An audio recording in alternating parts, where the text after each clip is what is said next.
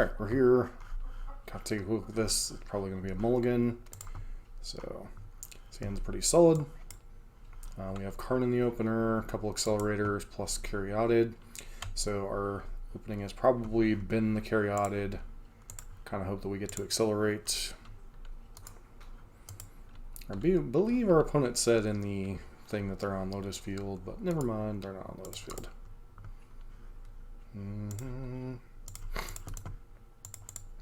So, not too much I'm afraid of out of green-white killing this on turn one, at least sorcery speed. So, okay, looks like we might be up against Greasefang perhaps. So getting Karn down as quickly as possible is going to be relevant. Okay, so we are up against Greasefang, which will be a problem if they have Greasefang on 3. So I guess we should have kept Caryatid. So this would be that'd be an accelerator that they can't interact with.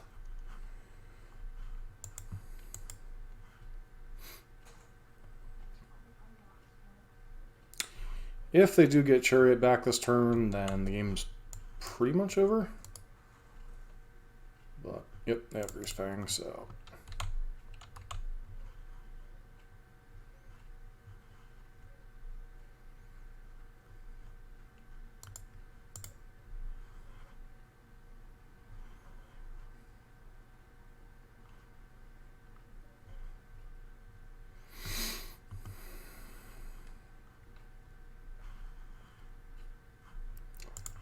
Unfortunately, with the pseudo-nut draw, they didn't have Parhelion, but still pretty bad for us. And,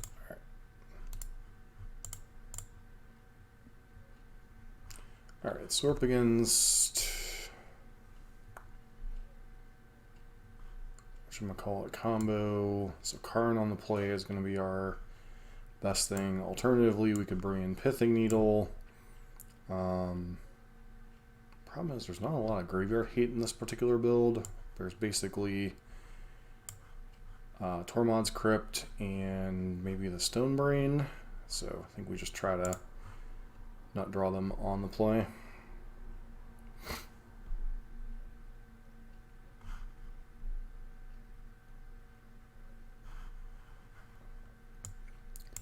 Combo draws can be important. I don't know that Teferi really helps this particular matchup much.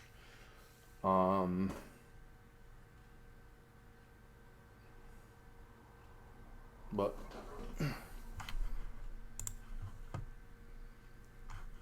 alright, I mean, this on 1, Oath, into Teferi on 3.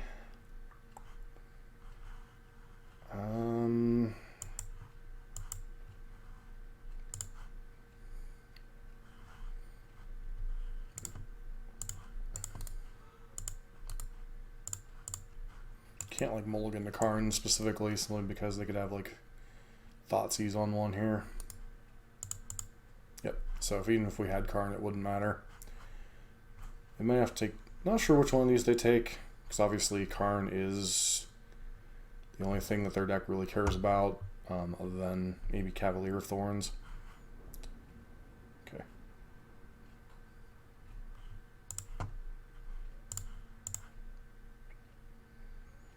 Play this in case we hit like a Caryatid.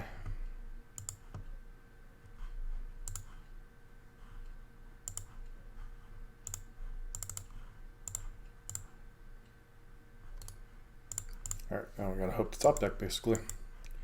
Next turn we have access to 1, 2, 3, 4, 5 mana. Presumably they'll have Witherbloom command again, which looks like they might.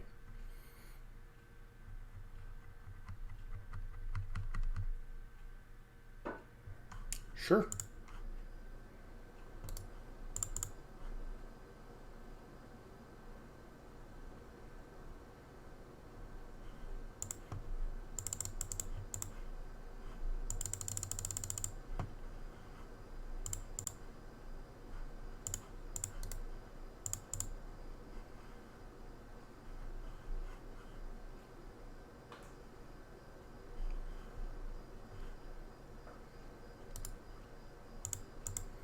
Okay, Raffine's Informant. Pitching Parhelion.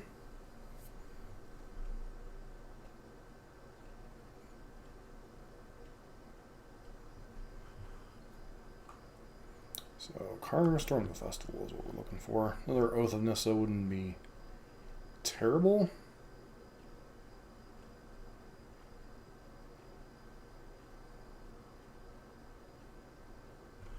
That doesn't do much good, so pass.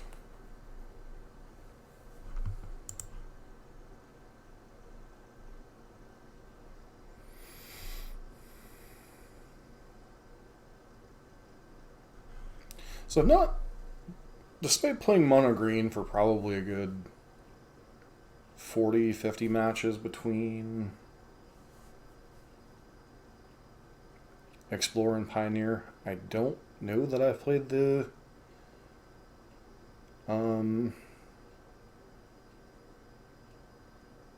interesting. So they choose to blow up Oath of Nissa.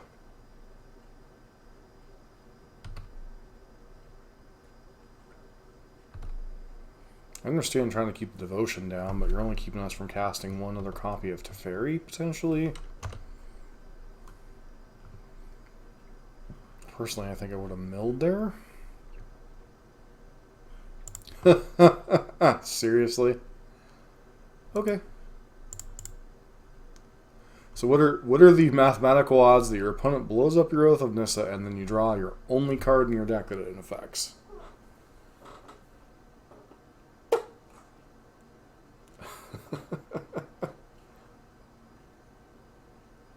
Okay. Let's see if we're dead. We are in fact dead. And basically they get to Greasefang, get back Parhelion. Ah, sure. Thoughtseize clear the way. And would have been funny if we were holding on to Boseiju there, but we're literally just dead. Well, 16 damage, we're not technically dead, but there's nothing in our deck that deals with that situation. And ironically, them blowing up the Oath of Nissa did kind of matter, but if you look at the next 3 cards we would have had access to, none of them would have mattered. So we'll be back with our second match with Teferi here in a sec. We're back for the second match with the Teferi build. Once again, kind of have to mulligan these no accelerator hands. So, especially on a 7-card hand on the draw. Mulligan. This hand has kind of the opposite problem, but I do think we probably put back either one of the lands or one of the copies of Oath of Nissa.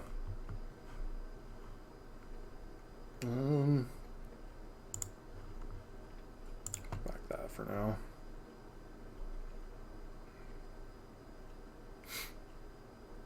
Opponent leads on island.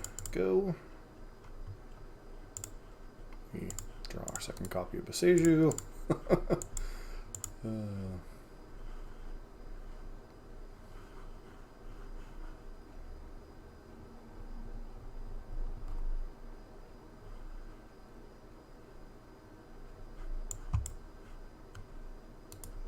Okay, so Creativity or Phoenix would be my guess.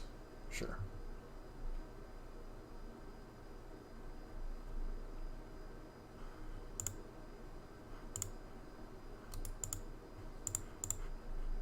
Alright, let's see if our opponent tries to spell pierce this or something. They do not.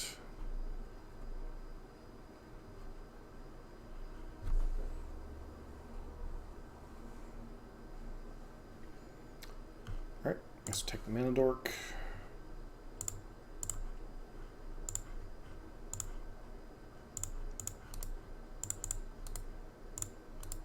Kind of hoping to actually hit a land off that, because we really don't want to play this other Boseiju with it being legendary and all.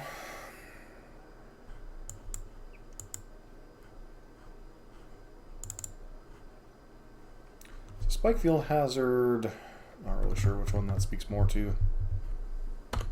The fact that they're not playing cantrips probably leads me to believe it's more likely they're on.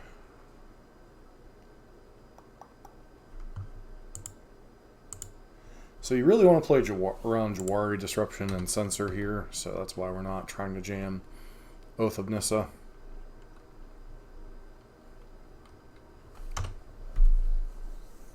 It still could be on Creativity. Spikefield Hazard I don't think makes me lean one way or the other. But we didn't want to jam Oath of Nissa into Jawari Disruption or Censor. So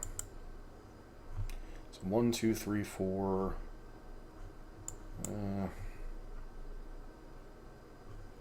Really kind of hoping to draw another land next turn.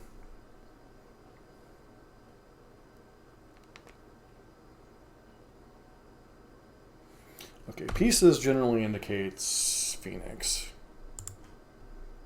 Yep, Arclight Phoenix, Spikefield Hazard.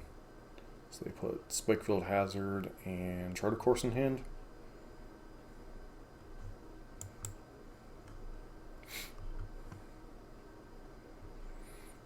So we're if we don't draw a land, we're gonna have to play this Boseiju out, like kind of do a Lotus Petal thing. All right, that saves us some problems.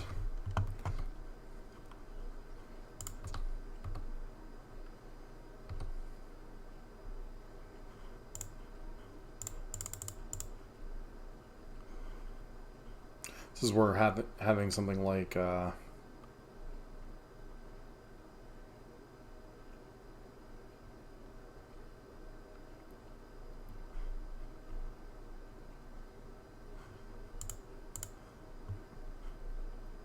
Hearse would be a nice thing to have. Just so next turn, if Karn lives, we could go get another hate piece. But for now, we need to take Tarmod's Crypt wherever you are and just bomb their graveyard. Both to keep them from treasure cruising next turn and to get rid of this Phoenix. I'd wait for them to cast some spells before torturing it because of Arclight, but with Treasure Cruise, you just want to get rid of it immediately so they can't get any value off of it.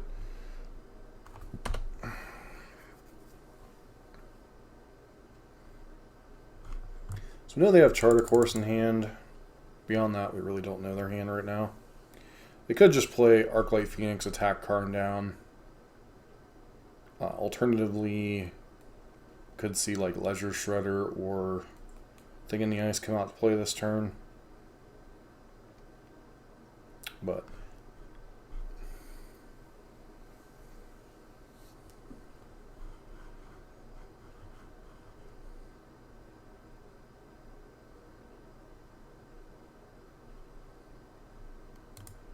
okay, Galvanic Iteration into what? Charter Course? Could potentially get a Phoenix or two rolling that way. And get to draw 6, draw 4, discard 2.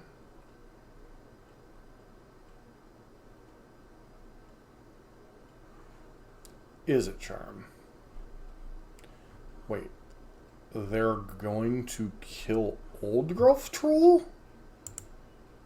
That's your play? Okay. On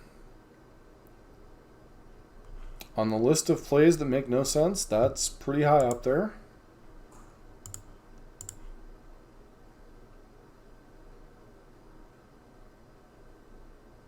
I would be digging for Arclight Phoenixes to try to kill Karn here, instead of worrying about my 4/4 that your Lightning Axes can deal with.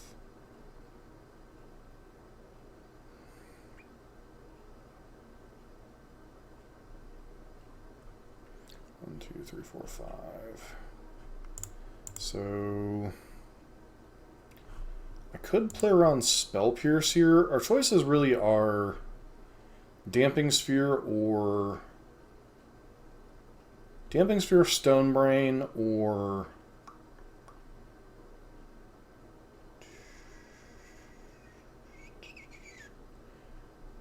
Damping Sphere or Stone Brain, because it doesn't look like this build has God Pharaoh statue. So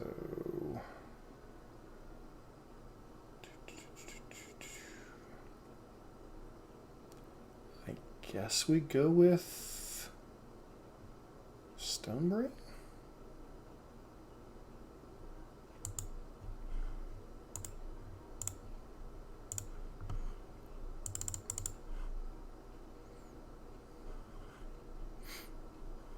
I might spell pierce this.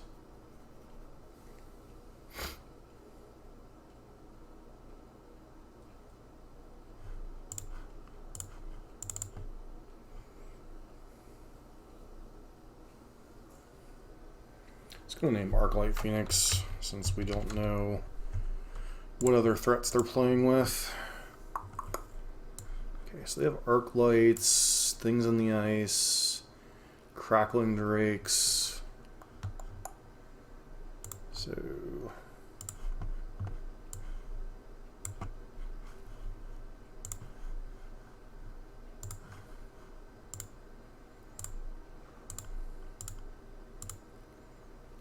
they have 2 Crackling Drakes, 3 Thing in the Ice, and their hand is Fiery Impulse, Chart a Course, plus Shaman Reef. So the rest of their deck is pretty stock.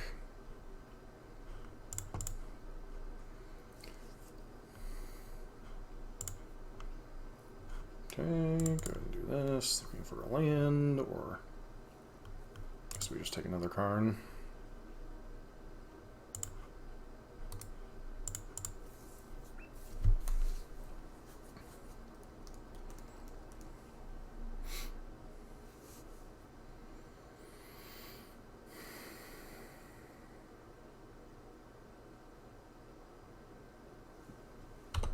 Okay, charting my course.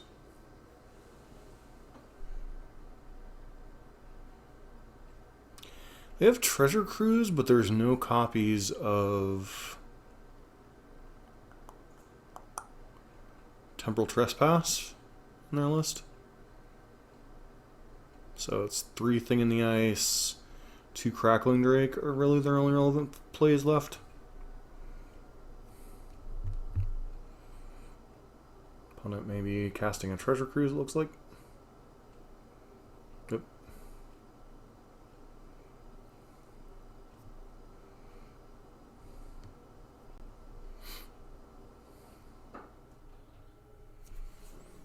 Would love to draw Nykthos here.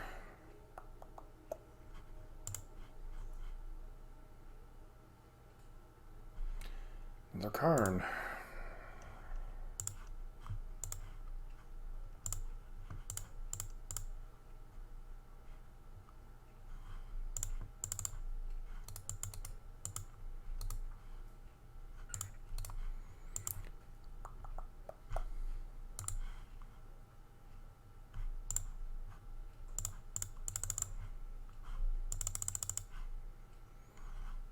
Alright.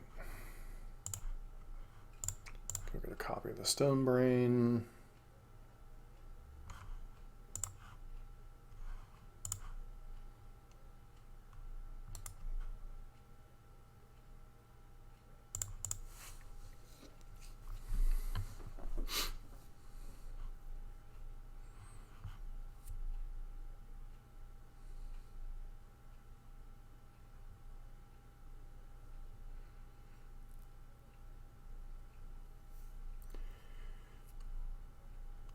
Mm-hmm.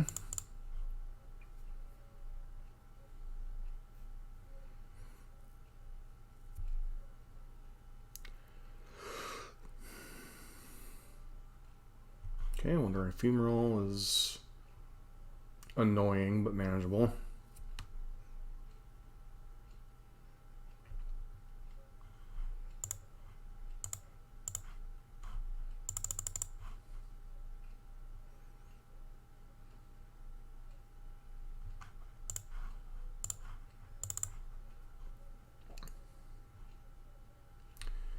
Okay, we get Crackling Drake. Our hand is Lightning Axes and Beacon Bolts.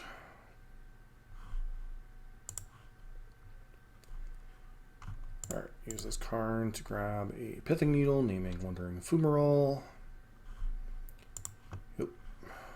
Needle.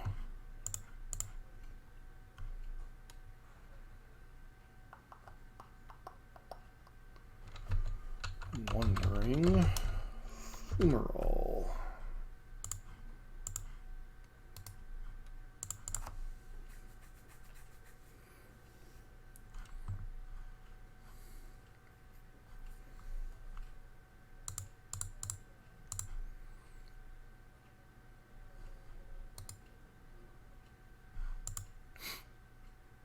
Alright, and I concedes. Not the prettiest of wins, but it works.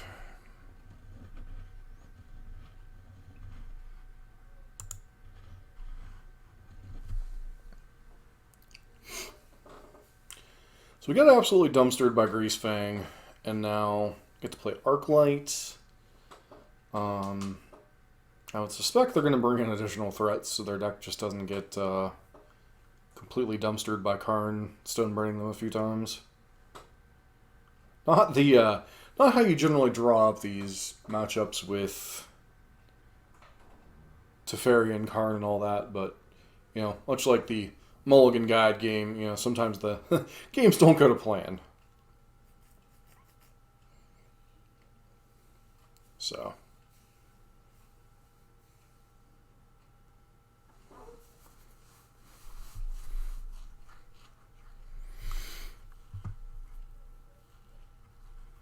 Alright, so what does this hand do?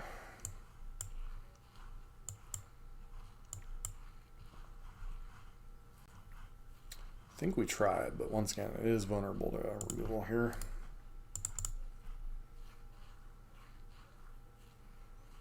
Which their deck had plenty of with Fiery Impulses, Lightning Axes, and etc.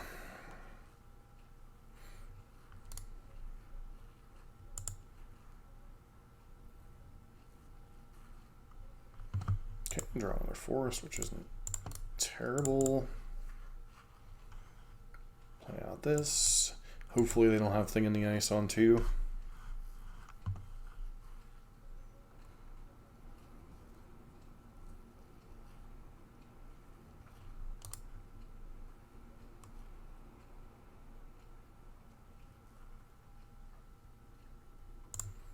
Okay, they do. So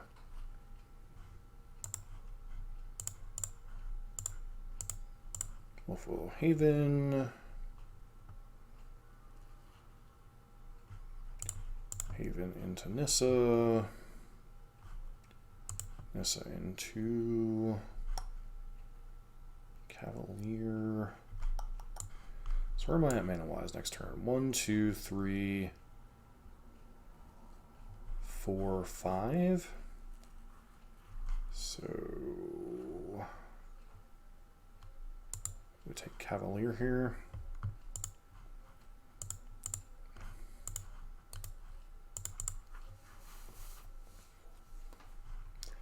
1, 2, 3, 4, 5. So we can jam Cavalier next turn if they have Stroke or Gust.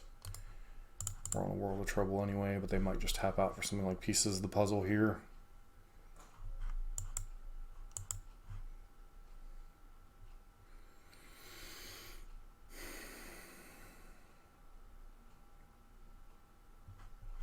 Or if they kill our Dork, we're obviously behind, but we can at least land Karn and get some type of hate piece.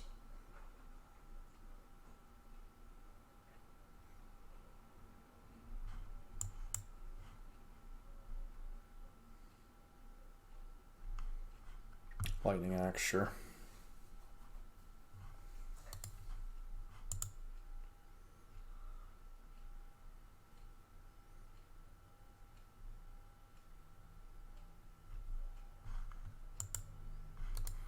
Let's just Transmogrifying Wand cost 3 and 1 to activate. So the question then becomes, do we think they can flip Thing this turn? If so, we'll have to set up a Transmogrifying Wand.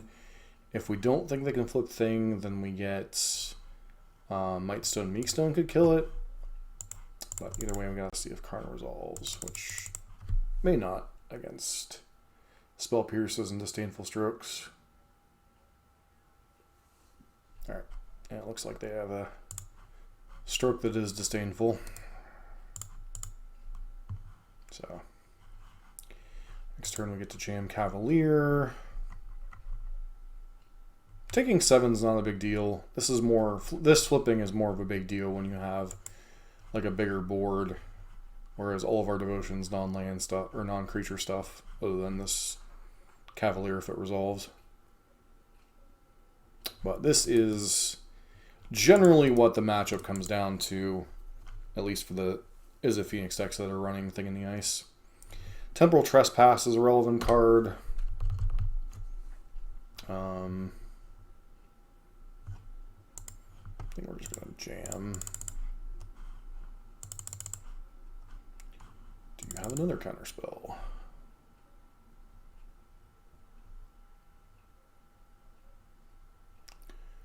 Gotta keep asking them questions. Apparently the answer is no. Chevalier de Thorns. They could Ether Gust this in response now. We're just going to take Lair of the Hydra. We don't already have the Nykthos lined up. Our opponent probably suspects now that we have a Nykthos in hand. So.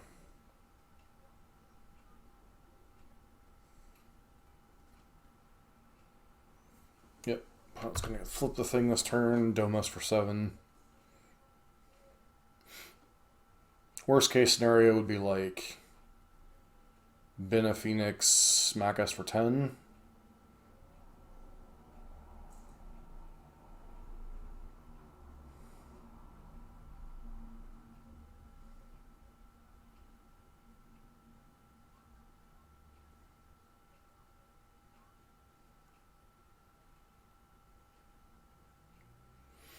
So let's grab a card to the top.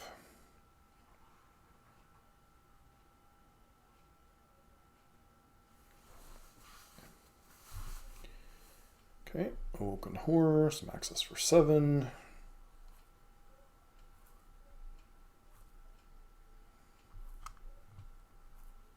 And that said, if they can tempo us twice, then, you know, obviously we're in a lot of trouble.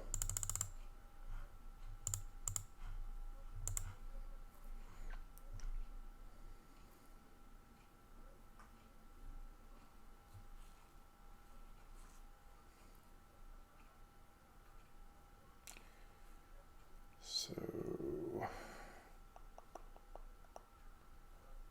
okay, what does this do for us? Kiora plus Teferi would untap this and that. Karn, or is it just Cavalier and Teferi or something? I think it's Cavalier and Teferi.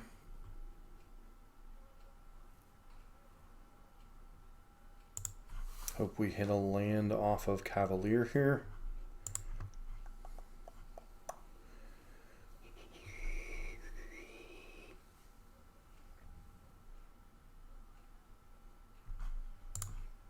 All right, so now we get to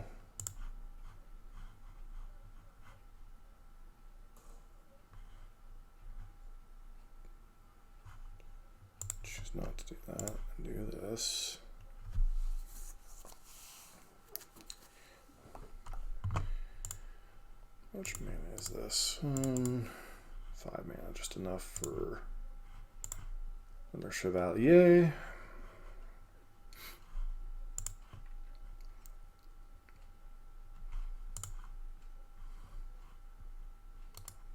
We have a bunch of Storm the Festivals and a way to keep ourselves alive. So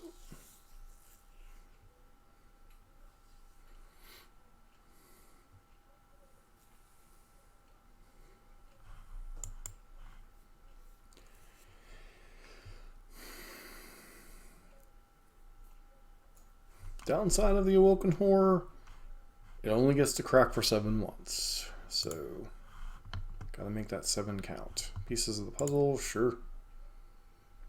Shivan Reef, Shivan Reef, Shivan Reef. Thing in the Ice, consider. Wow, that was a bit of a bust.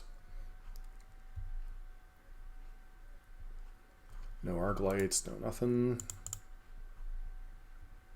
So are they going to swing in?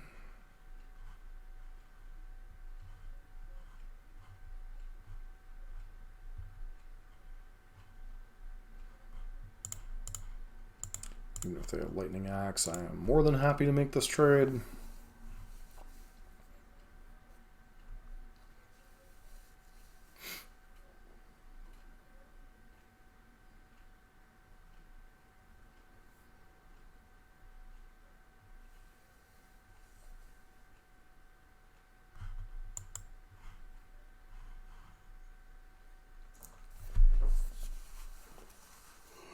Which it looks like they have, so that will be most of their resources.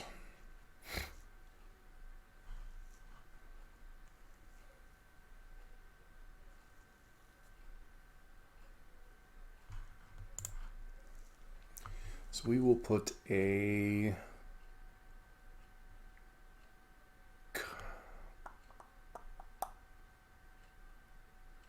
Karn back on top. And then we'll put a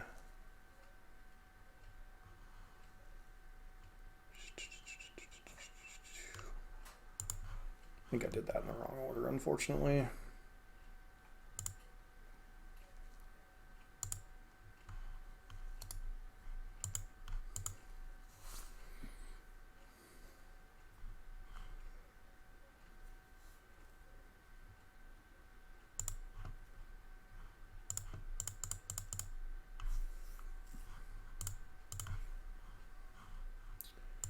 Yes, go ahead and grab Tormod's Crypt. Go ahead and crypt the graveyard.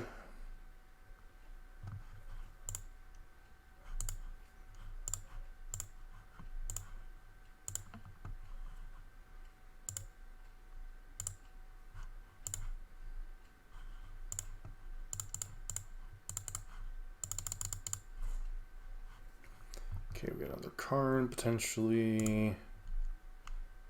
Get this and Karn. Yep. Keep this one. Activate this one. Go grab.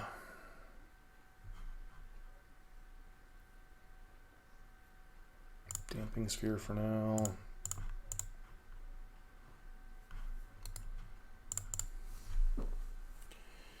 So keep them from casting a bunch of spells. Yes, it shuts off our Nykthos, but really keeps them from doing their churning thing. And even if they drew, like, their perfect solution here was Crackling Drake, and we still have an answer for that, so. Let's go grab the Mightstone, Meekstone, kill it.